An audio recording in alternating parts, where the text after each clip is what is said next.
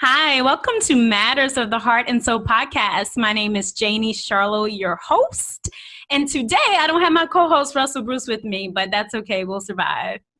On today's podcast, we are talking with Ms. Cara Sevier.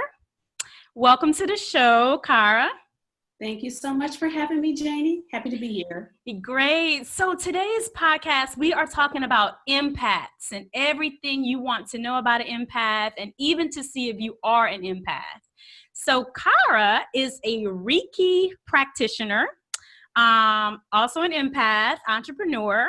Her mission is to empower empaths with tools for healing past traumas, bringing into full awareness of their soul's purpose so that they can become the powerful healers they were intended to be. Although Cara entered the realm of health and wellness through the conventional door of nursing, she developed a sincere interest in the topic of energy as she noticed that her own energy levels were being severely impacted. After many years of research and spiritual development, Cara discovered the underlying cause of her energy depletion and jumped into soul education, right? Yes. So, Cara, yeah. So, first of all, we're going to jump into empaths, but what is a Reiki practitioner?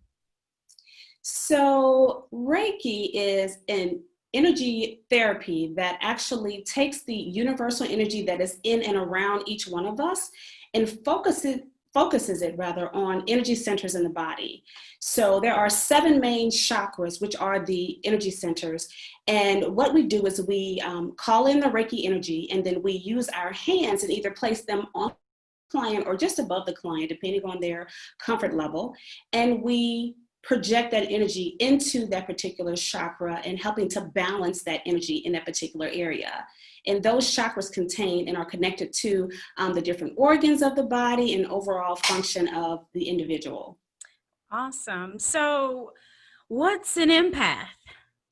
An empath is something that I'm so happy to talk about. It's one of those things like when you find out that, hey, like I'm not crazy. I know that these things have been going on. Oh, there's a name for that. So finally, empath. So empaths are people who really feel the emotions and energy of other people, plants, animals, and the environment around them. And we are sponges, so we just walk into an environment, or we're on the phone with someone, or driving down the street, and we just absorb all of the energy that is within our field where we are. And we feel that intensely as if it's our own energy, as if we're having that experience ourselves. Mm-hmm. So for somebody that have no clue that they're empath, all they know is that life feels very crazy. They're super emotional. Emotions are up and down. They're around people. They don't understand why they're feeling this way when they're around certain people. Can you give me just maybe 5 to 7 signs that people can look out for to know, or even just to start that ball rolling of discovering and doing the research for themselves? Hey, I might be an empath. Right. The main thing that is going to trigger something within you is that you are intuitive, like highly intuitive. In my case, being on social media and going into different rooms with, large groups of people, I could hear things, hear people's thoughts, feel their energy. And it was very overwhelming for me. So that intuition is always going to be the key. Being able to read people is another way of saying that. Mm-hmm. Sometimes you'll hear audible voices or information that comes in and you're accurate and you wonder this just came to me, about this particular person. And so a lot of times that can be a little bit scary, especially if you have no background or understanding about that. So you kind of, wonder how did I know that about that person? Or, I was right, that kind of thing. You notice that you absorb the energy of people and places and animals. So instance, in a room and say people are having a negative conversation, it's kind of maybe, gossip or something like that, you will feel that energy, that information is coming into you and you're feeling pulled into that. And you will actually start picking up on the vibration that that particular setting is. So they're, talking about someone and then you find yourself right in the middle of that. And so it's more of a absorption of people's energy. And it's very overwhelming when you know that, hey, this is not how I was feeling when I came into this room. This is not how I think. Why am I having these thoughts? And it's because you're absorbing the energy around you. We crave alone time. We're people who can tend to be by ourselves, go out in nature, take a long walk, just that time to relax, to release, and just have time to think. So getting out by yourself, some people may go into the mountains, like I said, take a nature walk, like that kind of thing. And it's very replenishing when you do just your energy that you can get in touch with. Also, you attract people that want to tell you everything about themselves. Being a nurse, as we talked about, going into a patient's room, and then all of a sudden they just want to tell you every single thing that's been going on in their whole entire life. And it's like, okay, I have maybe 5 other patients I need to see. And as an empath, we feel guilt a lot. So we kind of we listen, and that's another superpower that we have. We listen very intently, but at the same time, we're feeling guilty of telling them, hey, I've got to kind of move on here. So it's draining because we feel kind of stuck, like it's our duty to listen, to that person and, offer suggestions to them. Energy depletion. We talked a little bit about that in my bio. I learned early on in nursing that I just had a huge issue with energy and not being able to recoup after, going to sleep after a 12-hour shift on the weekend. Like when I had off time, I was still very drained. And I really didn't know what that was. I knew that from a medical standpoint, I didn't have anemia or anything like that. And I just went on a journey of researching to figure out what is really going on. I even created a product. I thought that it was just a nursing thing. So I was like, okay, let's do an energy spray. Mm-hmm. And so, I was, thinking of some ways to try to help the situation. And other nurses were saying, oh yeah, I'm tired too. And, it was a little bit deeper. The further I researched, the more information that I found about just what else it could be. We're naturally introverted. We can be extroverted at times because I do a lot of things where I interact with clients or I'm out if I'm speaking. So I can be extroverted, but I prefer just to kind of be quiet to myself, thinking, listening, absorbing things in the environment and interpreting them. And the other thing that is awesome is nature really is replenishing to us. Just as of late, I have really begun to understand that it's a must for me to be outside, be in sunlight, be in the moonlight. Being around animals is very fortifying for us. Yeah. Those are some things. Yeah, I relate so much to all of that. So I'm really excited about this particular episode because, sometimes you feel like you're weird in the world. And you know that there's other people. I always say your tribe is out there. So I'm really excited to hear all that you're saying. So really, let's talk about the empath and the narcissist because that's very common. That's another thing that's, out there, the narcissist. And I know we kind of use that term very loosely nowadays, but let's talk about that a little bit. Right. It's a very real term for empaths. And it could be a little bit frightening too, when you think about the ramifications of long-term interactions. For an empath who is really like an unrealized empath, you don't really understand who you are. And I had my experience with a narcissist and I did not realize, who I was. And briefly, I can share some of the story and I can kind of tell you why the empath and narcissist are attracted to one another. But basically, I met this individual. They seem to be this Prince Charming. That's a red flag. They move very quickly to woo you over. As an empath, we feel because we're so giving and loving and kind and all of our energy is going outward, when they show that what appears to be reciprocation and, all eyes are on you and they're treating you as though you are their world, you are their light. After a period of time, we trust that. We think that, oh, okay, wow, this is really great. I really found this person.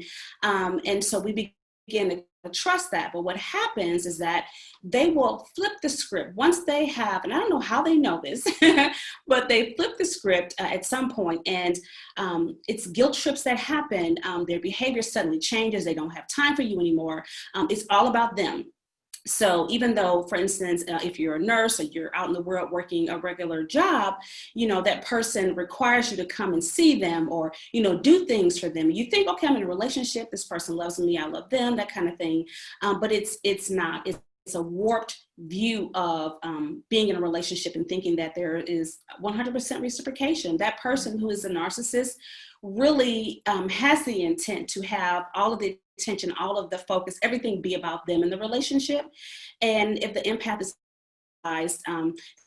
they don't realize it until kind of, I'll say towards the end, hopefully it's the end to where you start looking at yourself in the mirror and it's like, wait a minute, I don't look the same. I'm not feeling the same. My friends and family are telling me, hey, what's going on? We don't see you anymore. So you have to really, as an empath, use your intuition. We know when something is not right. And for me, after a certain point in time, I really can't say it wasn't a long time, but it wasn't like years and years. And I don't even think it was more than a year.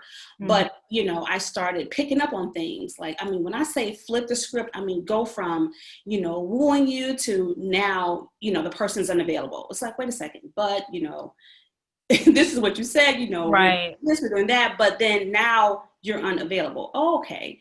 And so empaths have to be careful because you can get information from the wrong person. Like in my case, I was being told by a close relative, this is just kind of what happens with men who are in this profession and they're busy and they're this and they're that, just hang in there. And I was just thinking, no. Something inside me is saying, this is wrong. This is not how it started out. And I deserve better. And so I did not listen to that person, even though they were a close person to me. I knew better. And as an empath, always trust your own intuition. I don't care if it's a mother, sister, brother. It could be a twin who is telling you something. If you are an empath, you're feeling something. It's better that you follow that intuition than to follow someone else and you're uncomfortable because wait a minute, I really believe that, but I'm just going to do what they suggest. No, accept who you are, accept the level that you're on. And even if you make a mistake and you say, hey, I'm making this decision, I'm going to do this, and it ends up being wrong, which there are no, mistakes. They're just lessons, right? You will be better off knowing that you made a decision based on your intuition versus just following someone. So pretty much in a nutshell, that's what a narcissist is. And they are energy vampires. You have really, once you are awakened as an empath, just guard yourself. When you see them coming, you don't have to be rude, but at the same time, your time is so precious. Don't let them get a foothold in. Once they do, if you're unrealized, and even if you are a realized empath, you'll waste time with that individual. Yeah. So let's talk about the empath that's completely out of balance. Okay. She or he doesn't know that they're an empath.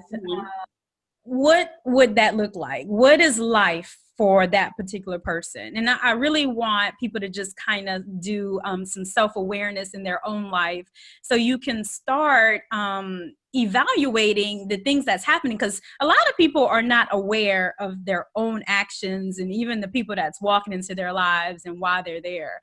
So an empath that's completely out of balance, what does that look like? It's a very unfortunate situation because we are really the healers of the planet. Because we, as our gift of intuition, we take information in, we're supposed to use that to help heal ourselves first and then to help heal others. So there's going to be a pervasive feeling of sadness, hopelessness, because you know that you're supposed to be doing something. You know that your life could be more, should be more, but for some reason you can't put a finger on what it is. You just know that whatever it is that you're doing, you can even be a caregiver. You can even be like a nurse or doctor or whatever, but wait a minute, my caring, what I have to give has not been fully realized. And it's going to be annoying because we're deep individuals. So it's going to be something that's gnawing away. So that hopelessness, that self-awareness that says, hey, I'm not complete. I'm leaving something out. What is that? Self-care is so important. Path. And a lot of times, like I said, guilt is like a major thing we experience. And if we do not make sure that we take care of ourselves first on a daily basis, not sometimes, not Monday, Wednesday, Friday, but every single day, we are not nourished, and it will show in our skin, because we have our aura, our energy that is around us, the light that we have, that's our soul, is dampened, and we're going to look harsh. We're going to either be over or undernourished. A lot of times addictions come into play because, again, you have this gnawing feeling that something is wrong. So whether it be sex, addicted to drugs, alcohol, dependent relationships, you find yourself in a relationship with a narcissist or with someone else who is a dependent person, and you're just, you look haggard, you look worn. It's a person who is just disconnected from themselves. So at that point of an exacerbated empath who is, doesn't take care of themselves, even being in nature, it's going to take more of that. It's almost going to be like a near breakdown experience, to where that person has to completely cut ties with any and everything to just completely focus on themselves. So they're on edge, they're anxious, they have a temper, and that's beyond our regular empath, intuition, and our absorption is beyond that. It's like I said, you're almost on the verge of a breakdown because you are out of balance. And like I said, for us to be the healers of the planet, and those of us who are in caring modalities, it can really take a toll, on you. Yeah. Yeah. And I find it so interesting that you said you kind of got into, the conventional way of nursing, and then here you are as a healer of the world. And I totally can relate to that. Do you feel you were a healer in a past life? I love that you said that. And just so you know, I get this fuzzy feeling as an empath when that information comes in and, the connection takes place. And I love that you feel the same thing. Yeah, you feel it? Uh-huh. Ooh, nice and warm, right? Yeah. It's like, ooh. Yeah. So absolutely. I believe in reincarnation 100%. I do believe that my soul has had many incarnations as a healer. And just to be clear, being definitely a characteristic, it's part of a characteristic of a greater purpose, to be honest. So yes, we have you intuition. said you cut off just a second. You said being a healer or being an empath? Being an empath, Okay. is definitely more to it. So yes, I was a healer in past lives, but I think it was for a greater purpose. So yes, a healer, but then there's an empath because, again, our souls have evolved, and because people, and I'm sure you've experienced this, people will tell you, wow, you're quiet, or wow, you're deep, and you're different. That's because we are we are we are different, and our soul's purpose and our mission just is so expansive. So you talk to a person who is just, and I don't want to say regular, but a person who is maybe not a realized empath, or doesn't quite know their purpose. When you mention just maybe part of what your intent is, you seem like an alien to them. They're just kind of like, what? Like, what is that? Or I've never heard of that before, So definitely, I know that I was have past incarnations as a healer. Yeah, because that resonate with me as well, and is just refreshing to because I can recognize in others if they're an empath, if they're not awakened to it yet. But it's refreshing to come across someone very awakened to it and walking in it, in that purpose as well. So that's refreshing to me. So let's talk about, do you think it's all about balancing emotions as empaths? Because I feel like we have to be completely balanced every day if we are here to heal others and the rest of the world. Absolutely, Janie. The balance is a daily commitment. And my spiritual journey in general really expanded in 2012, which was really the awakening of the universe. It was like a gateway opened up. Yeah. So, and this one too, right? Yeah. I'll have to get your opinion on that as well. Yes. 2012 was just kind of that general gateway, that opening of the door. And literally on the last day, December 31st, 2012, was when I was like, ooh, sat up in my bed. As a matter of fact, that was the year that I had cut ties with the narcissist. And I was thinking, wow, you know, I should be out on New Year's Eve. I want to do all these things that were just, I'll say worldly, not from a religious standpoint, but just the rest of the world wants to celebrate New Year's Eve, right? So I just be out, you know, in that energy. And I was just, you know, kind of mad, kind of sulking. I was in my bed. I had my computer and I literally was angrily like typing on like, I can't believe this. I should be, you know, out. Yeah. And I mean, I just, as an empath, we are claircognizant, meaning we get information that is just, it's like an awareness. It comes into us.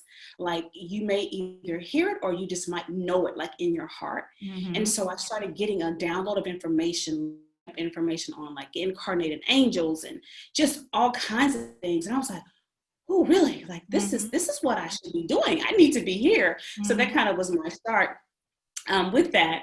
And at the beginning, I felt as though, you know, I had a spiritual advisor who was telling me things like, you know, you don't know who you are yet. And, you know, you need to, you know, make sure that you take these cleansing baths and you need to make sure that you don't eat meat. I was getting told all these things. And I was just like, you know what? Who am I? And it's a weird question, but imagine a number of people, like for years, they're all spiritual mentors were telling me the same thing. Like you're almost there. You don't quite know who you are. Yeah. Somebody, and that's just not how it works. You have to awaken to it. Yep. And so I was being like told these things to do, and it felt like a lot. So I felt like, you know what, I'm just not gonna like stop eating meat like right now. I'm not gonna like take all these baths with all these salts and all this stuff. And so that was the pre or unawakened empath. But as I grew in that awareness and understanding, I said to myself, you know, this is a calling that not a lot of people have. I mean, empaths are in the top 5% is on average for global, you know, awareness of being an empath. 5% is like the latest data that I've seen. Wow. And 5% globally. So even though it's you know, in the that almost make you feel like, wow, there's a lot of pressure to get this thing done. Wow. Right. And it is. And like for me, it's just like, you think, okay, well, wow, like you said, why me? And that's how I felt at first, like, why me? Like, I don't want to do all these things. I want to do this and, you know, this cleansing ritual. And like, I'm tired. When I get up working, I don't want to, you know, take my feather and clear off this energy. I don't want to do that. And so I suffered for a long time from an energetic standpoint of just still being drained. And here I am, still getting downloads of information. You know, I'm very close with my ancestors. And so they're giving me information. I'm just like, okay, I don't even know how to do this and do this over here. And so and you just do it. You just figure it out and it just comes. You do. And, you know, that's why I'm always very patient with myself. I might not get it right, but you'll figure it out.